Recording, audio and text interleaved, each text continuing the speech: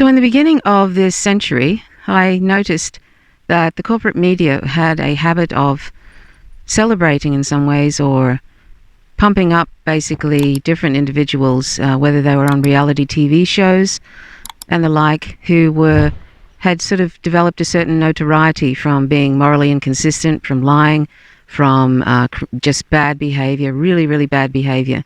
And the corporate media had basically actually elevated these individuals to the point where they actually profited from their bad behavior.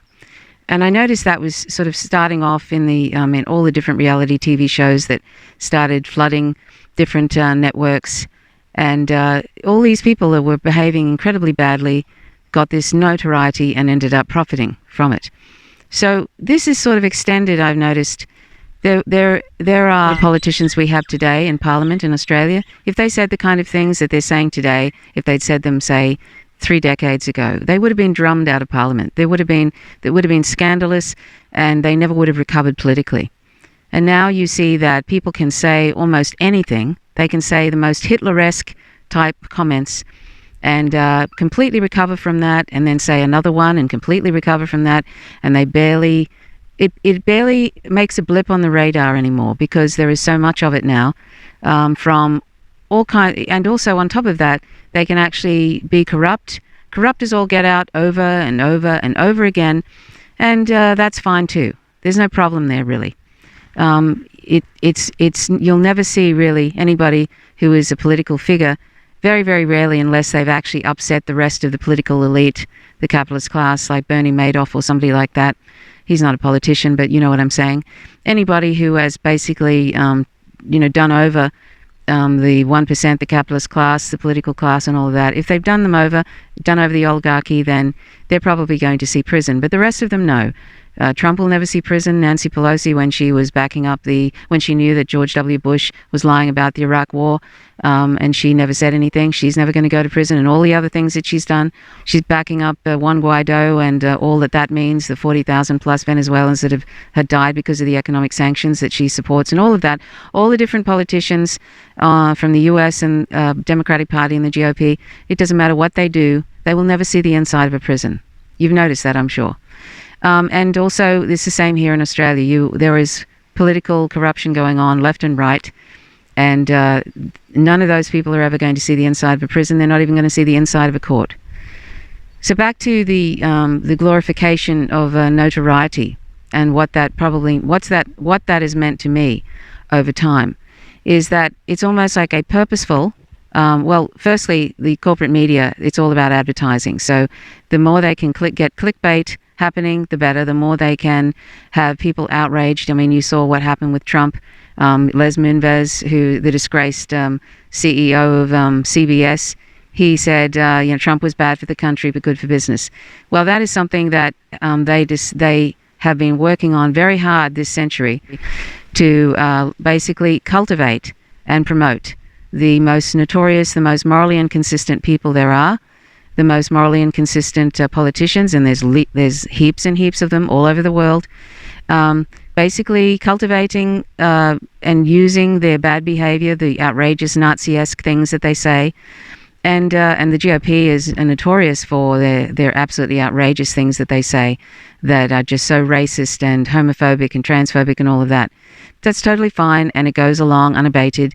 The corporate media have basically cultivated moral inconsistency. They even do it in their various TV series. It's very rare to find individuals that are morally consistent in TV series. Even the people that are supposedly nice people, they'll have to make them go off the deep end again and again, or break up with someone again and again and again, and cheat on people again and again and again. Whereas many years ago, most TV series, they would have a lot of characters that were very stable, and people might call them boring today, but they were actually stable.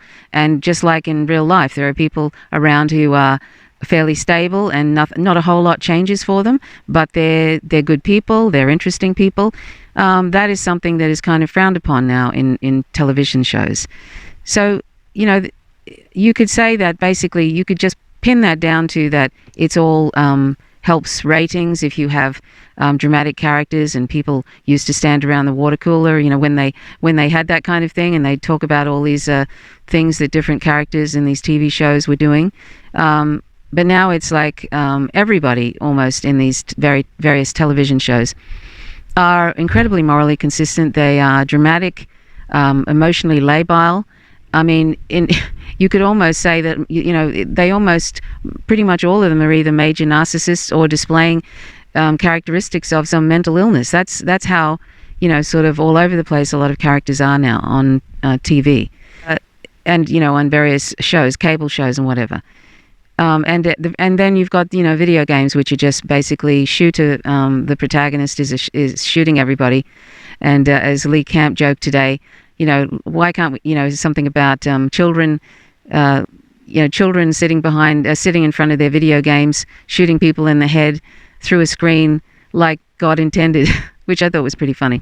Anyway, he's got quite a sense of humor. So anyhow, my point is of this, when you see people like Ted Cruz, the Republican senator, who, when Texas has had this terrible Arctic weather where, basically it's on the same latitudes as Australia, and they're having weather like 19 below Celsius and 15 below Celsius, which is shockingly cold, particularly for people that aren't prepared for that.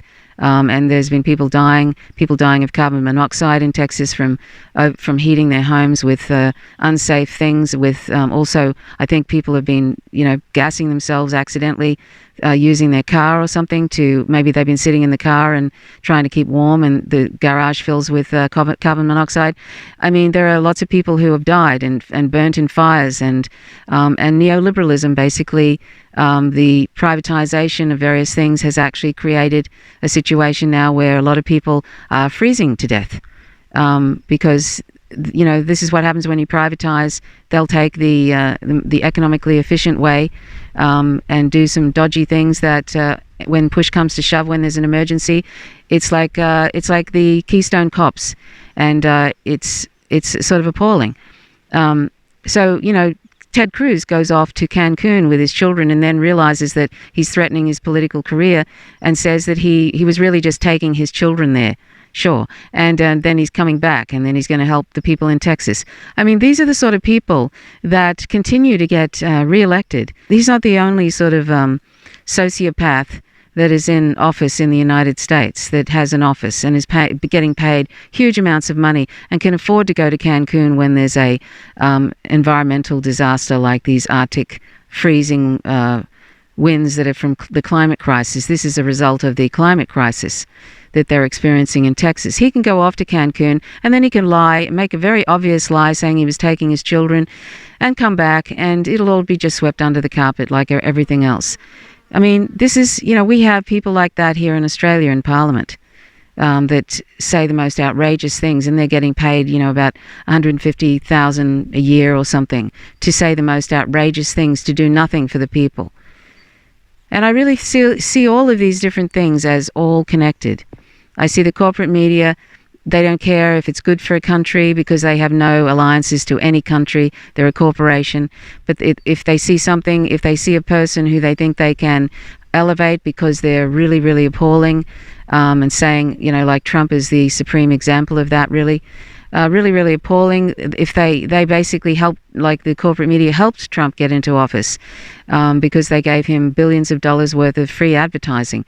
If the corporate media can see that they can make some sort of profit off an individual, no matter how awful, and the next competent fascist, they will do the same thing. Whoever is coming up behind Trump, or if it's not Trump in 2024 again, it'll be some other competent fascist, and they will elevate them because they'll be saying outrageous things too. So you can see where I'm going with this. All these things are related, and the corporate media has helped create a climate, an environment where notoriety, where clickbaity stuff, where saying outrageous things that are incredibly hateful and which cause destruction to people's lives, which cause the deaths of people through violence. All of this is happening every single day now. The corporate media is helping create another Trump, looking for another Trump, desperate to find one because their ratings are plummeting. And people like Ted Cruz will just, continue on. There'll be no, like, if this had happened, say, 30 years ago, if he was in Australia and it was like 30 years ago, they would have kicked him out on his ass. No, pronto, basically. Somebody like him wouldn't have been able to survive politically. But now, because of the climate that the corporate media has created, where notoriety is a good thing, and saying outrageous things is a good thing, and being hateful or whatever is a good thing, and they're looking for that next Trump. They're looking for anybody, no matter in what level, no matter if it's politics, no matter if it's a celebrity, if they can rehabilitate somebody like George W. Bush, who's a war criminal, who's destroyed the lives of millions of Iraqis and almost destroyed the country.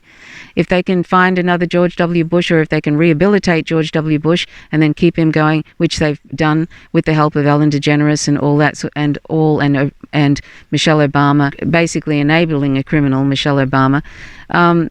These are all war criminals, and that's fine. That's totally fine. You can be a war criminal, and then the corporate media will rehabilitate you if they think that in some ways you can assist their cause to then vilify Trump. Imagine a war criminal like George W. Bush calling Trump names when he is really a horrific psychopath, basically, who's killed 2 million plus Iraqis and destroyed a country on lies. I see all of this as connected, and when I was looking back at the time in the beginning of this century, and I could see the notoriety was becoming, through reality TV shows, were becoming a real thing, elevating it and celebrating it in a way, and then profiting off it. I thought eventually this was going to be normalized, and then it was really going to affect the way we see people, that we can basically allow things to just skate by. We can allow bad behavior with no recourse, with no consequences. And now this is where we're at, really, where there can be obvious corruption every single day. And you get people like Rick Schneider, who has poisoned a whole city, a whole town of Flint, basically. And there's people that have permanent consequences of dreadful health now from lead poisoning, which has still not been fixed up, and he gets a slap on the wrist with a $1,000 fine after poisoning a whole town and knowing he was doing it. I mean, this is what we've created, really. This is what the corporate media have created, and now it's become so normalized to be corrupt, and also the oligarchy is never going to ever help put somebody in prison that is part of the political class, unless there is some reason to do so, unless there's some purpose, but it'll never be about any sort of justice. And now the police can continue on killing black people, and there's rarely any justice, unless your name is Muhammad and you killed a white woman, like one of the police officers that killed an Australian. There are no consequences anymore. And if there are no consequences, well, then that just gives the big green light to any war criminal that you can do whatever the hell you want. You can basically put economic sanctions on Iran or Venezuela and kill 40,000 people in Venezuela, that's ongoing, or in Iran where you're killing people from 800 crippling economic sanctions. Or you can lie and lie and lie like Pompeo to drum up a war against China or Russia or Iran. And there are no consequences. So where is that going to go? Where is this going to go? Exactly where it's heading. If you have that sort of thing going on, and you have the corporate media pulling out propaganda left and right, helping the US national security state, it can only go one way, and that is just to more war, and possibly one day a mutually assured destruction through a nuclear war. But the corporate media has helped this along, and it's been going on a lot longer than this century, a lot longer, and now all these chickens are coming home to roost. I was saying to someone the other day how the Kent State University massacre, where the National Guard was killing students for protesting against the Vietnam War. The rot was way, way back, decades ago. Way back. Is it any wonder that it is the absolute SHIT show it is today?